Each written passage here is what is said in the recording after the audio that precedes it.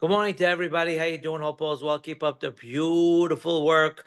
May Am Yisrael see only besorot tovot, good news and good things. We're in Adar, where Hashem made miracles for us. We're going into Nisan, where it's called Nisan because of the Nisim that Hashem did for us. He made miracles for us, and we really could use miracles. We really could use the Geulah. Bezrat Hashem Itbarach. He will bring it soon in merit of your good deeds, you learning Torah, and Bezrat Hashem, your prayers. We should have good things always. Today's class is Refuah shelemah Batya Chaya Bat Simcha and Yaakov Ben Simcha. May everyone feel perfect and have only good news till 120, till the Mashiach Yallah. Everyone together, Be'ezrat Hashem. So the other day, I was in the supermarket and you see somebody shopping for Pesach. Yishtabach Shemo La'ad. For the people who like junk food, it's not a fun time right now because you go to the supermarkets and that's it. It's macaroon season. By the time Pesach's over, people will see a macaroon. They might kill 6 people. Shema Yisrael Lo Aleinu. But anyway, even though they still have everything out there, we still need the candy from Israel because the corn syrup, the Ashkenaz don't have corn, as we know, even though there is a machloket in the Ashkenaz world. Every year they have those pink jelly ring items. They're chafke all year, but when it comes to Pesach, they're a different rabbi.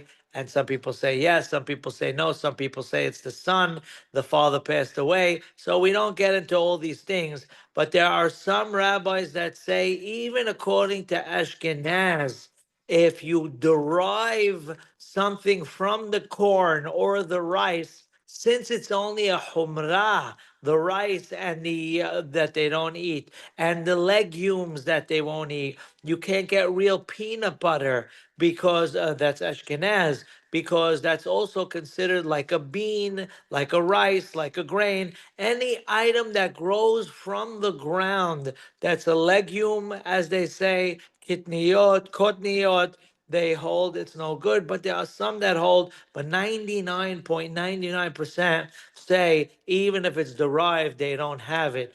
BTW, there was a great rabbi, Hamad said he had a Sephardic neshama. The name of his book is even sounding Sephardic, the Chacham Tzvi. The Ashkenaz don't really go by the name Chacham. The Sephardic usually use that. He sort of writes, he does write, that if it was up to him, he would abolish the custom that they have that they don't eat the legumes, any seeds from the ground, any grain, rice, corn, etc., all of the items which we call kotniyot, he would say that it's allowed. How come?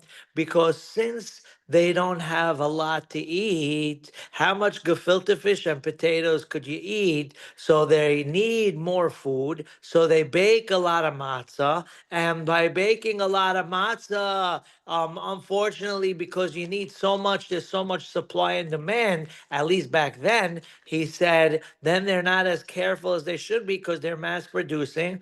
And if they're not as careful as they should be, it's real hametz from the Torah. If you have a little piece of matzah, and when they were baking it, that folded over, when it's flat, they made it flat and then it's folded over in middle or somewhere, that's automatic chametz. And it's very serious. It's from the Torah. There's, God forbid, a million times. It's 3 sins if somebody has hametz on Pesach, as we know. It's also karet, better minan. I met a little girl from one of the schools from Wisconsin the other day. She must be in 3rd grade, I think, a tiny little girl. And she said her teacher told her if someone eats hametz on Pesach, they're going to move. So, yes, that is written in the Torah, but I don't know if I really recommend telling that to a kid in 3rd grade, especially with all that's going on in the news out there, and they're scared as it is, Shema Yisrael. But anyway,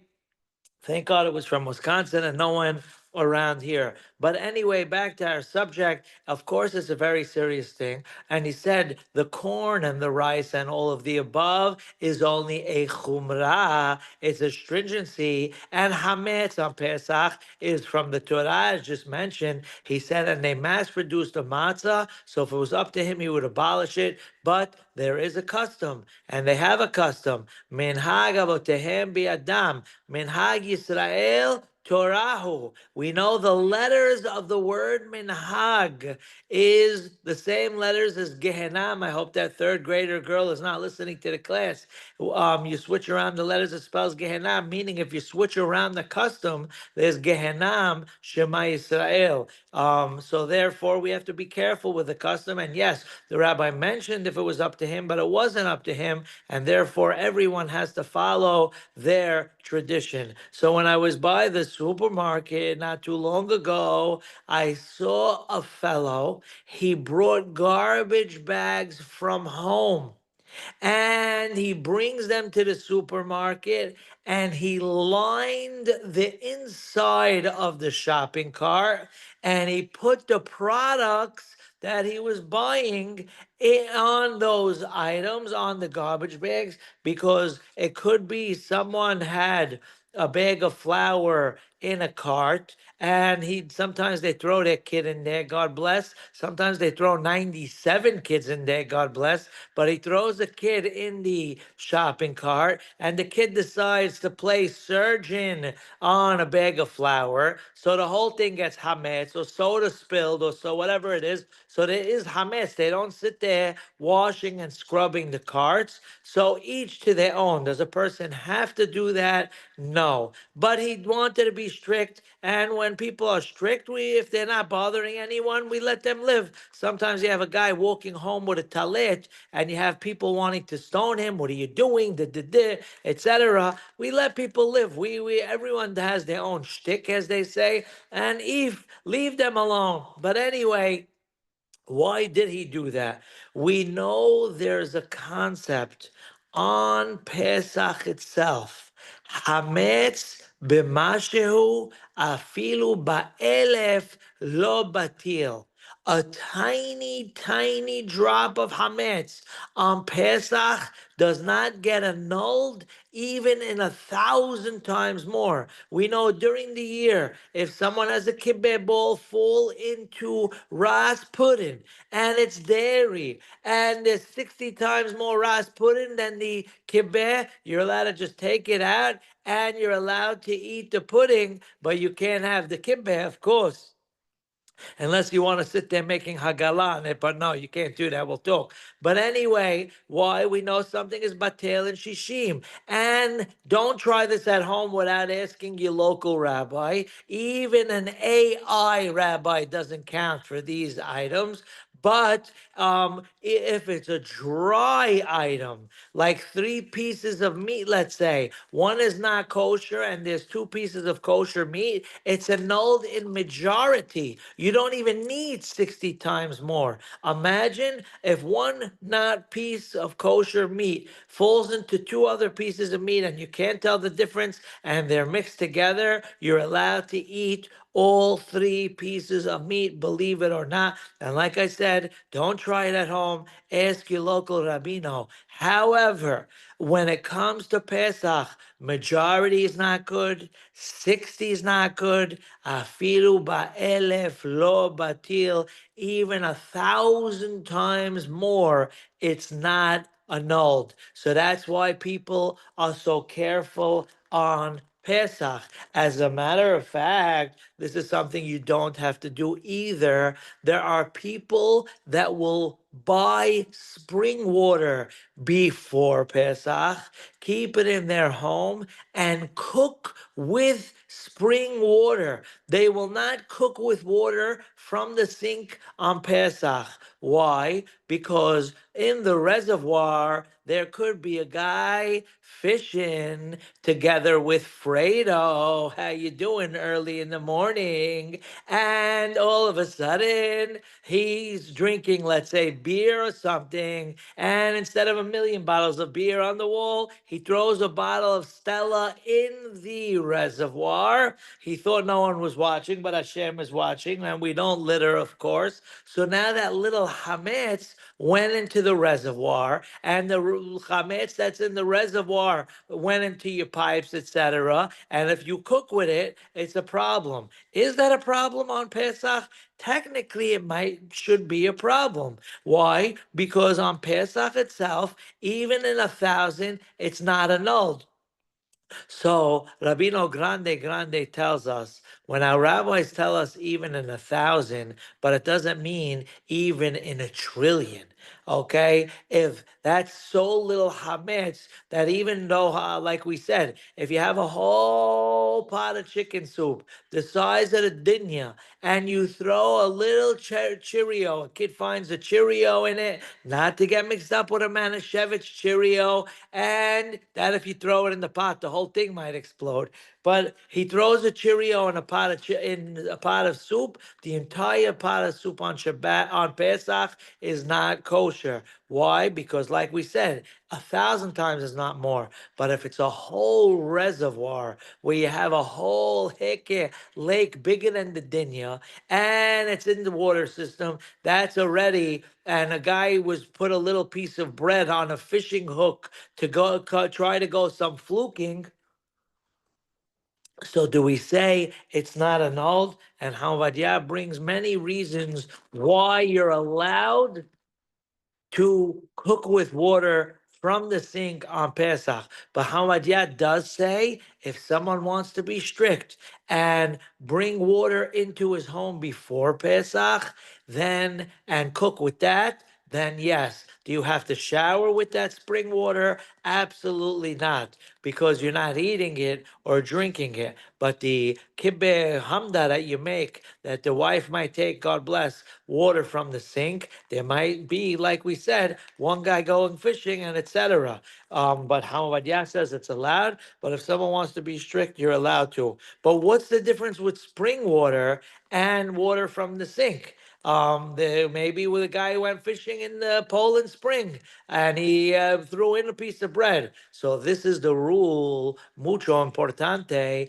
And like we said, also ask a rabbi before you make decisions, only to keep the rabbis in business. By the way, how you doing? But anyway, ask your local rabbi before, because we sometimes we make assumptions and they might be incorrect, etc. So it doesn't cost money to ask. Depends which rabbi you ask, that is, and just ask your local rabbi. Um, Before there's a discussion, why is Hametz on Pesach b'mashehu? How come if a person has something totally not kosher, the chadame has pork rinds, and it fell into somebody's cholent, it's kosher, believe it or not, but on Pesach, a Cheerio in a pot the size of the dinya is not kosher. There's two different reasons why, and we go with the more lenient reason. Some say the reason is because there's a saying, Davar sheyesh lo matirin. Long story short, since it's going to be kosher after Pesach, why let it get annulled before Pesach? There are many things like that. For all of you who learn Masechet Betzah, we know that if you have an egg that was laid from a golden rooster nowadays for $98 for an egg, and a person has an egg laid, I think now since Trump's in the office, how you doing? It's back to in school we would give kids Kinder eggs, but then when eggs were expensive, we gave them a hard-boiled egg. Now we're back to giving them Kinder eggs. But anyway, back to our subject. If a egg was laid on Shabbat or the holiday and it got mixed into 1,000 eggs, we know that egg is considered mukseh because it wasn't in the world when the holiday or Shabbat started. So that one's no good. But if it fell into 1,000 eggs, we say every egg is off limits. Why? Why on earth? The answer is Because something that's going to be kosher inevitably very soon, so we don't let it get it annulled. If that egg is not going to be mukseh after Shabbat again, it's going to be kosher. So why let it get annulled? It could be eaten Saturday night. So even on Shabbat in 1,000, it's not annulled. Some people say that's the reason why a Cheerio that falls into a pot of rice, bigger than the dinya on Pesach, is not kosher. But guess what? There's another reason. The other reason is simple. Because of the severity of Pesach, our rabbis were strict and they had to put down their foot. And like we said, there's two negative commandments, there's a positive commandment, there's karet. So the rabbis came along and made stringencies. One of the stringencies are even in 1,000, it's not annulled. Another stringency is even after Pesach, if the person didn't sell it, it's also prohibited. That will cause the irreligious salesman, if he knew the Jews aren't going to come by his store after the holiday, then business is business, Baba. He might not believe, but he'll sell it to the Chabad or whoever it is. This way, it's not Hametz Shavar Lava Pesach. Long story short, there's a difference between the two reasons. Reason number one, once again, stringency of Pesach, even a drop, our rabbis forbade. Reason number two, because it's a davar sheyesh lo matinin, it's something that will be inevitably allowed after Pesach. Is there a nafkamina between the two reasons? Is there a difference between the two? And the answer is there sure is. And that difference makes life a lot easier that we don't hold like one of the reasons. According to the reason of davar sheyesh lo matirin, that since it's going to be kosher after Pesach, that means even if it got annulled before Pesach, people are strict. If it was annulled heke and shishim, etc., before Pesach, they'll be strict. Even once Pesach comes, we say hoser v'neor. But if it's the stringency of Pesach, then according to that reason, if it fell into 60 before Pesach began, then it is allowed. So therefore, there's a difference. The Ashkenaz hold like the stricter reason, and the Sephardic hold like the more lenient reason. When Rabino Grande, we say the story every single bingle year. When he was a young man, he was already, forget about it, a gaon of geonim. It will take a million lifetimes just to understand how amazing Hamovadia was. You had the knowledge and the way to put the Torah together, and forget about it, forget about it. The human mind cannot fathom who Rabino Grande was. You have professors in Israel that they study Hamovadia all day long. They made a holiday in Israel, believe it or not, a legal holiday. Over here they have Martin Luther the King, right? You ain't never seen Martin Luther the King, but in Israel, Havdil Elef Havdalot, they have Chacham Ovadia Day. And guess what? Everybody in the Knesset, there was never something everybody in the Knesset agreed to at the same time. Never ever happened in history of Israel. And guess what? In Jewish history, you never had everyone agree. This guy says tastes great. This guy says less filling. As you know, the famous joke that they say, a guy was stranded on an island and he built two synagogues. They asked him, what do you need two synagogues for? He says, one to go to and one to say, I wouldn't walk into that shul if you paid me, right?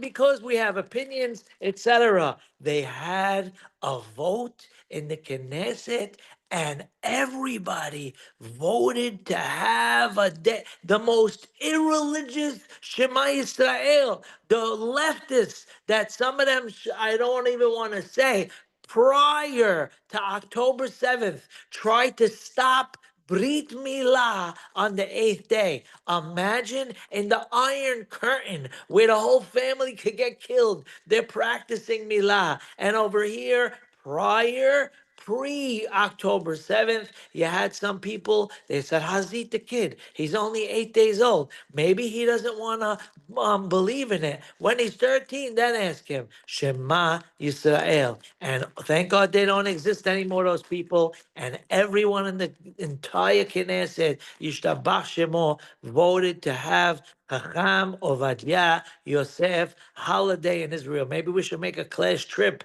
on that day. Be'ezrat Hashem Yitbarach. But short story long, how Ovadia was walking many years ago. And all of a sudden, it was very young. And but he was already a Gaon of Gaonim. I can't start again because Uli, I'm going to give a whole introduction again. But anyway, he's walking and he sees a religious Sephardic woman in the street holding a pot. And she's crying and crying. And Hamadia, some people far away in Neverland, they say, you're not allowed to talk to women, and she's crying, it's her problem. Or some people in Neverland also, not because they're religious. I got my problems, she got her problems. That's not what we're all about. Rahi. If Moshe Rabbeinu goes after a sheep, right? Then of course Hamadia is gonna go ask this woman what's going on. And he walks over to her and says, why are you crying? And she says, because she had a pot with a whole chicken in it with rice for Shulchan Orech. Imagine just on Erev Pesach alone, the tasting, we have all that rice and the chicken, and we eat more in the pre-game show than whole families eat for Shulchan Orech. Yishtabach Shemo. Thank you, Hashem. Shalom, everyone in Am Yisrael should have plenty with beracha, Be'ezrat Hashem. But long story short, she said, as she was heating it up right before the Seder, this is Erev Pesach afternoon, a few hours before the Seder, she sees a kernel of wheat pop out of the chicken and it fell into the rice. And she didn't know what to do. She went to an Ashkenaz Bedin and she showed them. And they said, lady, you got to throw out the whole thing. This lady didn't have money. They had to save up to have that pot of rice and chicken for Shulchan Orech. That means they're not going to have Shulchan Orech. They're going to have hard-boiled eggs for Shulchan Orech. And she was crying in the street. And Hamadia says, aren't you Sephardic? And she says she is. He says, you went to Ashkenaz Betin. Of course we respect the Ashkenaz. And of course the Ashkenaz respect the Sephardic. And of course everyone gets along. But there's halachot. The Sephardic have to wake up 30 days before Rosh Hashanah for Silihot. Everyone has to pay the price. Long story short, Hamadia says, since it's not Pesach yet, even though there's one kernel of wheat, but it's annulled in 60. Take the kernel of wheat, throw it in the into the sewer or whatever it is, and take the rice and eat it tonight with the chicken and saha uhana. And she says, for real? And he said, more real than the dinya. And from that day on, he said he has to teach the actual halachot to the people. Were the Ashkenaz wrong? According to them, they were 100% right because they hold, they knew we eat rice on Pesach.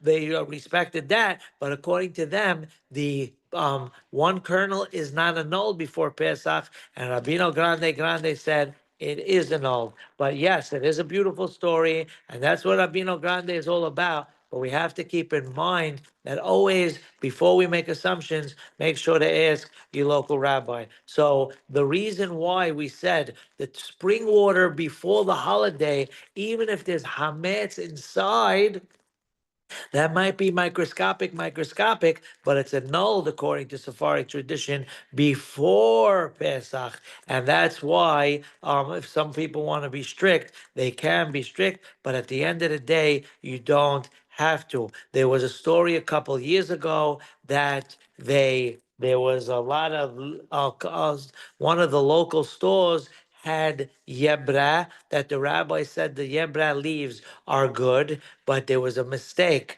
because they put flour in between the Yebra leaves so they don't stick to one another. So now all the ladies already made. I already got one Yebra question. God bless the women of our community. All the women made Yebra, and then the fiasco came out that they said the Yebrat has flour in it. What's the law? And the rabbis of the community, he should live and be well. I'm Yosef Raful. Tell them it's 100% okay, no problem, because it was before Pesach, etc. Like I said it 2 times, I'll say it a third time. Don't make assumptions, ask your local rabbi, but that's the rundown when it comes to Hametz. If it's annulled in 60 before Pesach begins, then you're allowed to have it. And that's why there's a lot of things on the lists. Now, speaking about lists, this is also a disclaimer we give every year. You have people that find the list written by a rabbi in Johannesville of Johannesville. No one ever heard of him. No one even knows he exists. It might even be an AI rabbi for all we know, but there's a list. And there are certain lists where the rabbi writes a list and he holds you're not allowed to carry in the Eruv. So some people follow his list for Pesach. They follow the other rabbi for the Eruv. They follow that. There's even one person, I don't want to even, people find anything. You can find Shema Israel, a rabbi that allows phones on Shabbat and planet Pluto at Heke, Shema Yisrael, Hashem Elokeinu Hashem Had. There was no greater Gaon than Hamavadyah. And if he didn't allow it, that means it ain't allowed. Everything we do is based on him. How do we walk into our house with an alarm or a camera? How do you open a refrigerator on Shabbat? How do you do anything on Shabbat? Even cold water has electric pumps pumping the water, etc. All these things that Rabino Grande sat down and he wrote a whole teshuvah and he allowed things. So if he didn't allow certain things, then obviously it's not allowed, not even to think about. But we also know it says in the halacha, in the Mishnah, "Aseh lecha rav," make for yourself a rabbi. What is it? Why doesn't it say make for yourself a smorgasbord of rabbis? Why does it say "Aseh lecha rav"? Because we can't go shopping. This rabbi says this, and this one says this, and this one says that. Then heck, a guy could do anything he wants. Therefore, we follow our chachamim, our rabbis, and we do what they tell us to do. I hope everyone has the greatest day. We'll stop here for now. Keep up the excellent work. May Hashem be with you. Good things always. Hashem should give everyone strength and parnasah b'shefa bezrat Hashem to have the greatest holiday. And we hope this will be the ultimate holiday for our nation. Bezrat Hashem. Have the greatest day. All the best. Take care. Bye.